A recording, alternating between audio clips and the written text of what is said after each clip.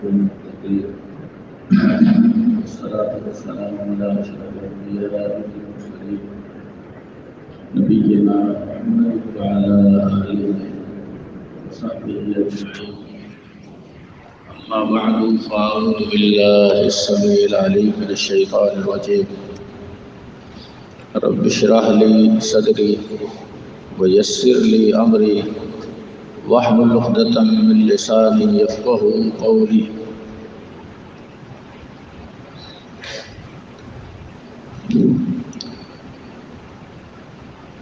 ہماری گفتگو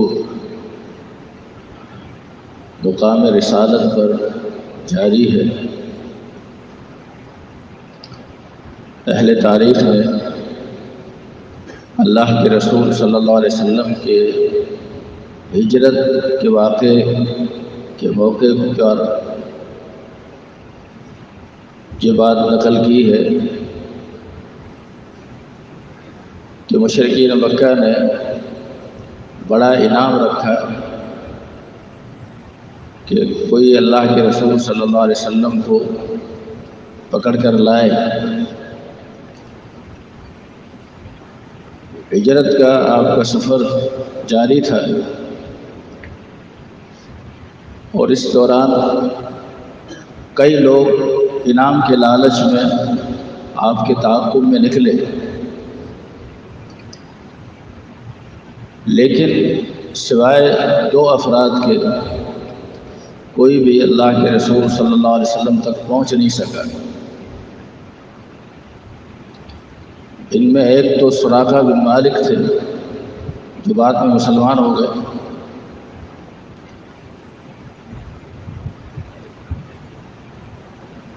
اور اس کے ساتھ ایک بڑا عجیب واقعہ پیش آیا کہ جب اس نے اللہ کے نبی کو قریب جا کر آپ کوئی برے ارادے سے آپ کے قریب آنا چاہا تو اس کی سواری، اس کا گھوڑا،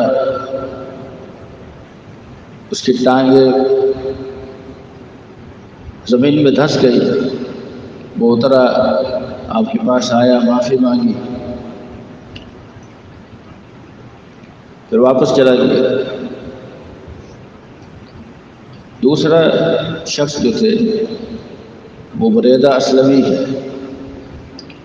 بریدہ اسلمی کہتے ہیں کہ میں نے کبھی اللہ کے نبی کو دیکھا نہیں تھا.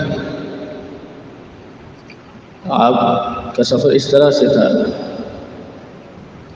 کہ آپ آگے تھے، ابو بکر پیچھے تھے رضی اللہ تعالیٰ عنہ، اور وہ شخص جو تعاقب میں تھا بریدہ اسلمی، اس نے جب پہلی مرتبہ آپ کے چہرہ انور کو دیکھا تو فوراً بے ساختہ اس کی زبان سے یہ کلمات نکلے کہ واللہ، اللہ کی قسم، یہ کسی جھوٹے آدمی کا چہرہ نہیں، آپ کے چہرے کو دیکھ کر مسلمان ہو. یعنی رسول کی جو شخصیت ہے ہم اس پر بات کر رہے تھے. اس بات کو مزید اگر سمجھنا ہے تو صحیح بخاری میں، صحیح مسلم میں، جامع ترمذی میں اور اس کے علاوہ کئی کتب احادیث کے اندر یہ واقعہ ملتا ہے کہ اللہ کے رسول صلی اللہ علیہ وسلم کے پاس آپ صحابہ کے اندر موجود تھے کہ ایک سائل آیا. سائل نے پہلے اللہ کے نبی کے بارے میں پوچھا. صحابہ نے بتایا کہ وہ اللہ کے نبی ہیں. اس نے آ کر آپ کو اس طرح سے مخاطب کیا اور کہا، یبن عبد المطلب، اے عبد المطلب کے بیٹے، انی سائلوں کا، مجھے آپ سے کچھ پوچھنا ہے. آپ نے فرمایا کہ ہاں میں سن رہا ہوں، بولو. کہا انی سائلوں کا، میں آپ سے پوچھوں گا، فمشدد علیک، میں آپ سے بڑی سختی سے پیش آؤں گا سوال کے اندر۔ پیش بھی اللہ کے رسول سے اپنے لب و لہجے کے تعلق سے کہہ رہا ہے، فلا تجد علیہ۔ طلباء اور علماء جانتے ہیں وجد یجدو کے بعد لفظ علی آ جائے تو اس کا معنی ہوتا ہے غصہ کرنا۔ تو آپ مجھ پر غصہ نہ کیجیے میرے انداز سوال سے۔ پھر کہنے لگا کہ آپ کہتے ہیں آپ اللہ کے رسول ہیں، میں آپ کو اللہ کی قسم دیتا ہوں، انشدک باللہ، میں آپ کو اللہ کی قسم دیتا ہوں، اللہ ارسلک، کہ اللہ نے آپ کو اپنا رسول بنایا ہے؟ فرمایا نعم۔ بلکہ جامع ترمذی کی روایت کے الفاظ یہ ہیں کہ اس نے اپنے سوال کے اندر یوں ہی کہا کہ فبالذی رفع السماء وبسط الارض ونصب الجبال، آپ کو اس ذات کی قسم جس نے آسمان کو رفعت عطا کی ہے، زمین کو بچھونا بنا دیا ہے اور پہاڑوں کو نصب کر دیا ہے زمین کے اندر تاکہ زمین کی تھر تھراہٹ ختم ہو جائے۔ آپ بتائیے اللہ ارسلک، کیا اللہ نے آپ کو اپنا رسول بنایا ہے؟ آپ نے فرمایا کہ ہاں۔ پھر اس نے بقیہ جو ارکان اسلام تھے ان کے بارے میں اس طرح سے انشدک باللہ، میں آپ کو اللہ کی قسم دیتا ہوں۔ اس ساری گفتگو کا خلاصہ کیا ہے کہ وہ یہ پیغام اپنے سوال کے ذریعے سے یہ سمجھانا چاہتے ہیں، یہ بتانا چاہتے ہیں، یہ زمام بن ثعلبہ ہے، یہ بتانا یہ چاہتے ہیں کہ اگر اس زبان سے جو الفاظ ادا ہوں گے میں اس کو سن کر، حالانکہ اس سے پہلے اللہ کے نبی کی دعوت اسے پہنچ چکی تھی، اس لیے جامع ترمذی کی روایت میں یہ الفاظ بھی ہیں کہ اس نے کہا کہ ہمارے پاس آپ کا قاصد آیا ہے اور اس نے یہ کہا ہے کہ آپ اللہ کے رسول ہیں، تو کیا آپ واقعتاً اللہ کے رسول ہیں؟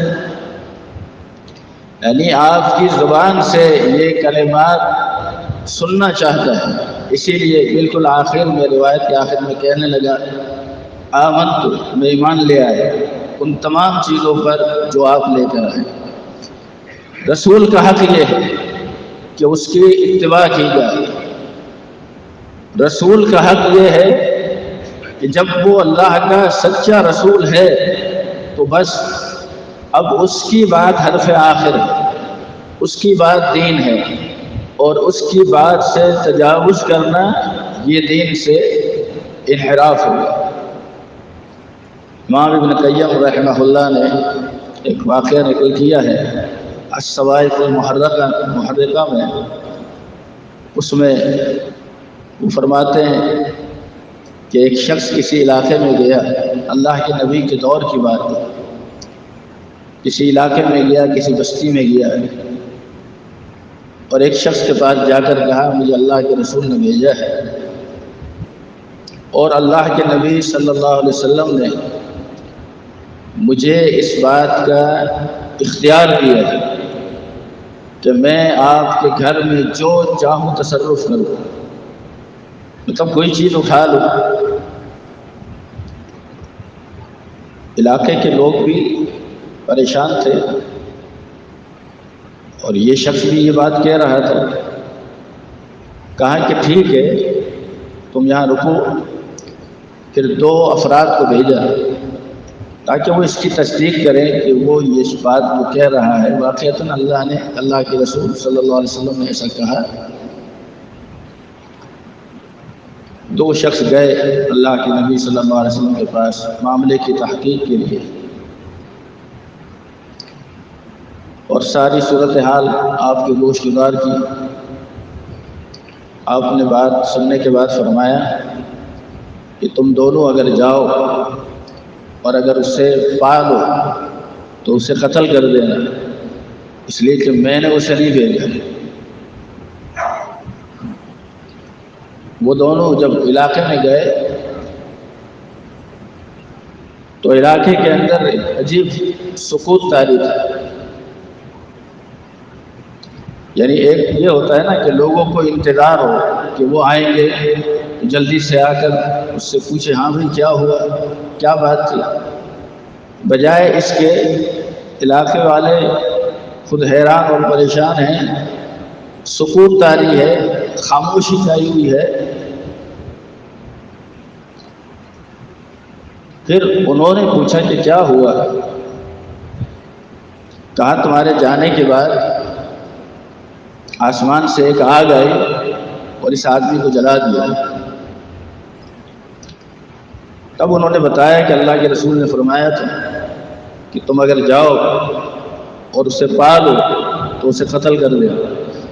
یہ ہے اللہ کے رسول صلی اللہ علیہ وسلم پر جھوٹ بولنے کا انجام.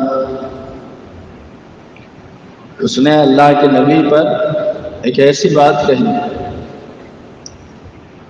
اور اللہ کے رسول کا یہ فرمان ہے، بلکہ یہ حدیث متواتر ہے، یعنی کئی صحابہ سے مروی. کئیوں نے اس کے طرق تلاش کیے ہیں، تو کسی نے اس کی سند 70 بتلائی ہے. امام طبرانی رحمہ اللہ کا اس پر مستقل رسالہ ہے، اس میں انہوں نے اپنی سند سے غالباً 57 صحابہ سے اس حدیث کو روایت کیا ہے. اور ویسے جو اہل علم نے اس مسئلے پر بحث کی ہے تو 100 کے قریب اس روایت کی سند ہے. تو الفاظ تھوڑے بہت مختلف ہیں، لیکن سب کا مفہوم یہ ہے کہ اللہ کے رسول نے فرمایا کہ من کذب علیہ متعمدا فلیتبوأ مقعدہ من النار. آپ نے فرمایا کہ جو شخص مجھ پر جان بوجھ کر جھوٹ بولے وہ اپنا ٹھکانہ جہنم میں بنا لے. یہ باتیں عظمت رسول پر دلیل ہیں، مقام رسالت کو ثابت کرتی ہیں. اللہ رب العزت ہمیں اللہ کے رسول صلی اللہ علیہ وسلم کا جو ہم پر حق ہے، امتی ہونے کے ناطے سے ہم پر رسول کا حق یہ ہے کہ ہم رسول کی اتباع کریں. اللہ تعالیٰ آپ کی کامل اتباع کی توفیق عطا فرمائے. اقول قولی ھذا واستغفر اللہ لی ولکم ولسائر